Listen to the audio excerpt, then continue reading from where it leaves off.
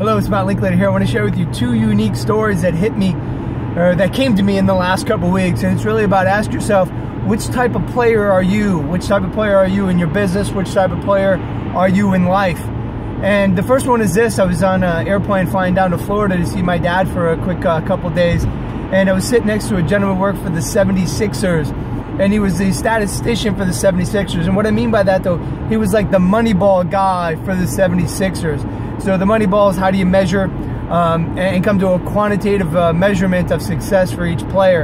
And so I was joking with him. I said, well, how do you measure in the NBA defensive players? Because there's no defense being played in the NBA, especially since, when I was a kid. And as he was kind of talking, he said that, whoever the big player is for the Toronto Raptors, whoever the best player is, he literally, if the coach asks him to pick up somebody at half court, if the coach says, hey, when they're coming up about half court, go up and start guarding the guy, he literally will not go and pick up the guy at the half court. Even though he's not in charge, he's not the coach, he will not listen to the coach. He defies what the coach is saying.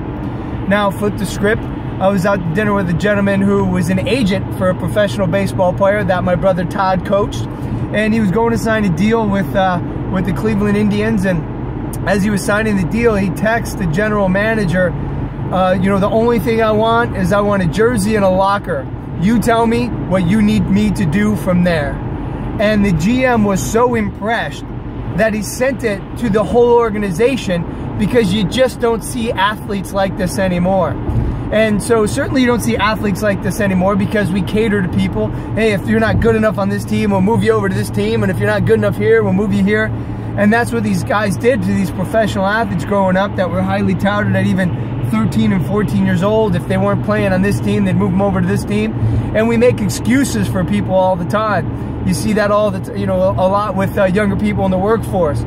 They just don't understand that you have to get there early and stay late. So I ask you, what type of person are you?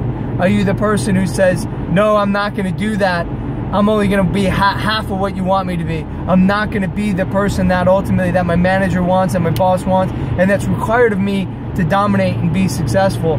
So are you that type of person, or are you the person that just says, look, just all I want is a job, all I want is a place to show up to, and you tell me to do the rest, and I'm going to do it. The last job I had in the corporate world, I went over to Ameriprise, and I told my boss this. I said, look, what do you want me to do? And I will do it. You tell me what you need, and I will do everything that you want me to do. Because here's the deal. He's fighting the same grind I am. Somebody's on his ass. And so I don't want to be the person that's disrupting his job, his time, and his day. So what type of worker are you? Are you somebody that's going to pick up somebody in a full court press? Or are you saying, no, I'm going to stay back here and do the least that's required of me? Do more than it's asked of you. Get there early, stay late, and that's how you're going to have success. Be like the pitcher that just signed with the Cleveland Indians, and all you want is a jersey and a locker. And from there, whatever the coach says you're going to do, and you're going to do 20% more. Have more success today.